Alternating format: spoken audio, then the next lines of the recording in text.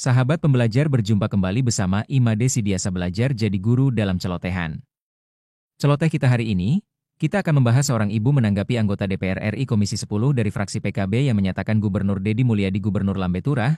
Bahkan anggota DPR ini tidak hafal nama Deddy Mulyadi sampai bertanya, siapa gubernur ini? Sebagai anggota DPR atau seorang pejabat publik seharusnya menghindari diksi-diksi menyatakan gubernur yang naif Lambe Turah karena akan menjatuhkan diri sendiri. Menurut ibu ini, Deddy Mulyadi sosok pemimpin dengan gaya bicara spontan seperti itu sehingga membuat rakyat paham dengan situasi bangsa saat ini. Deddy Mulyadi adalah seorang pejabat yang memiliki strong leadership. Nah, seperti apa tanggapan ibu ini? Mari kita simak bersama tanggapan seorang ibu yang diunggah pada akun TikTok miliknya. Namun sebelum kita lanjut, bagi sahabat pembelajar yang belum subscribe silahkan subscribe, like, komen dan share channel ini untuk mendapatkan celotehan terupdate. Bagaimana pendapat sahabat pembelajar? Silahkan sampaikan pendapatnya di kolom komentar.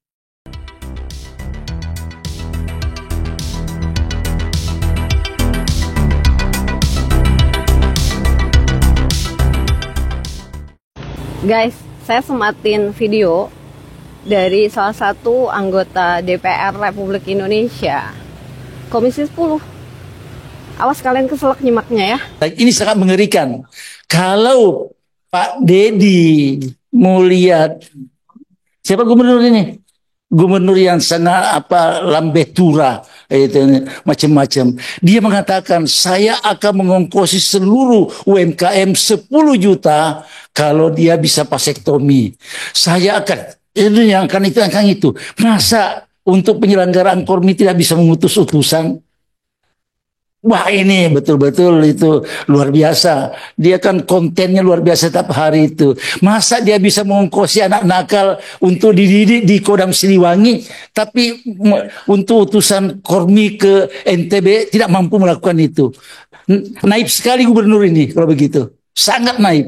Karenanya kita gugah di forum ini, Pak Deddy, silahkan utus KORMI Jawa Barat ke NTB. Jangan lupa subscribe, like, komen, dan share. Saya izin menanggapi ya Bapak.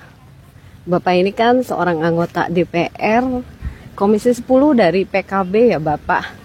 Saya kaget bener ketika nonton video Bapak, isinya tuh ngata-ngatain Kang Deddy Mulyadi, gubernur kami Jawa Barat, dengan gubernur yang naif Lambe Turah.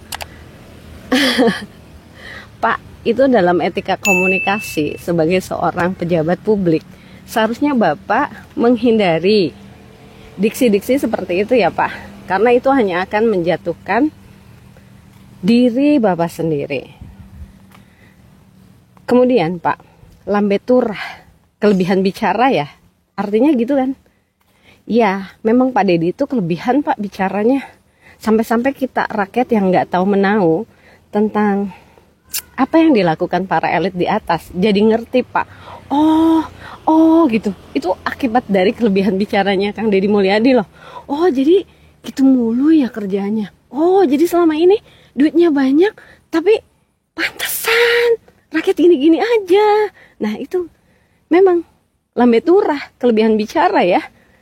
Buat kalian, KDM disebut Lambe Turah karena mungkin menyenggol kalian.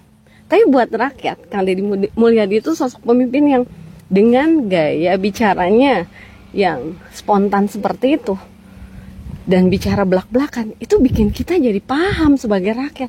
Oh, jadi selama ini oh gitu ya. Itu yang pertama ya. Yang kedua, naif. Iya kali ya. Buat orang-orang yang kepinteran banget, KDM itu naif ya. Naif banget. Tapi buat kami rakyat Pak, Kang Deddy Mulyadi itu adalah salah satu contoh pemimpin yang punya strong leadership. Ini menurut saya ya Pak. Dan dia punya keberanian dalam memutuskan sesuatu itu on the spot Pak. Itu rakyat seneng banget loh Pak punya pemimpin kayak KDM.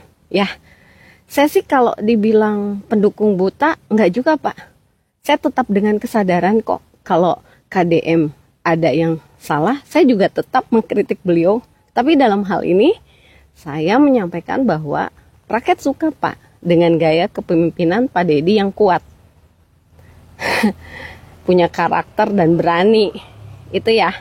Terus kemudian soal Kormi. Kormi apa sih? Jujur saya baru ngeh nih.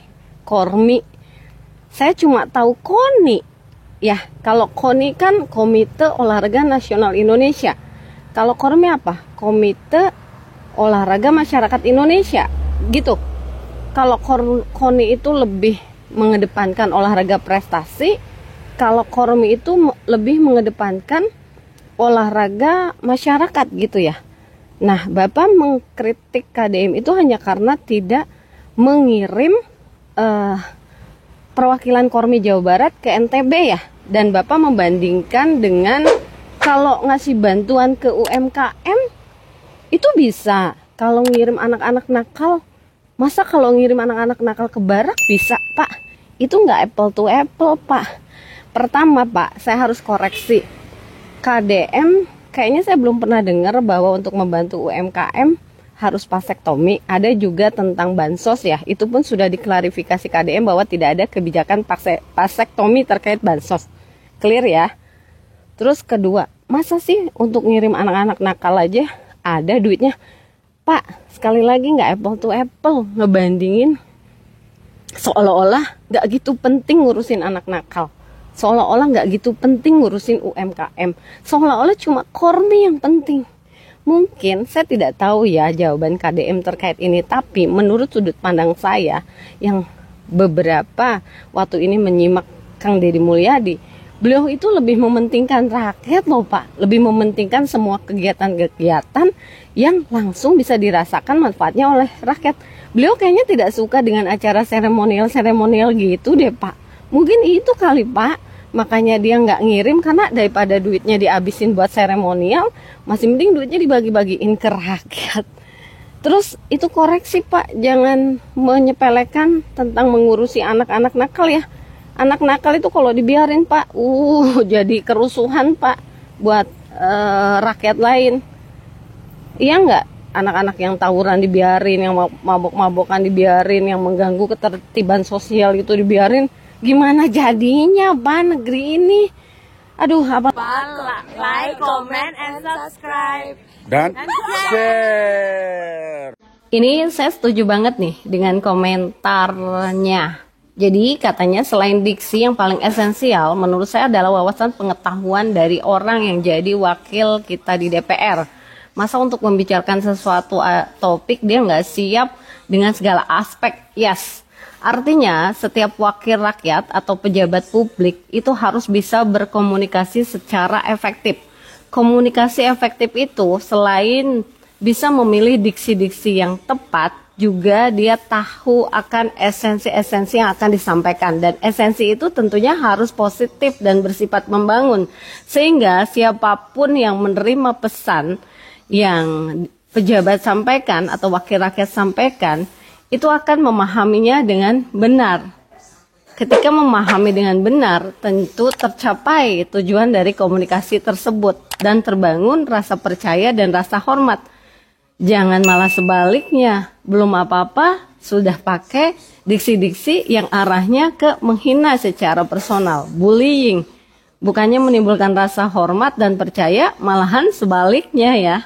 Makanya kita pun sebagai rakyat jangan melakukan hal yang sama ketika menghadapi sebuah kritik, menghadapi sebuah konten atau apapun.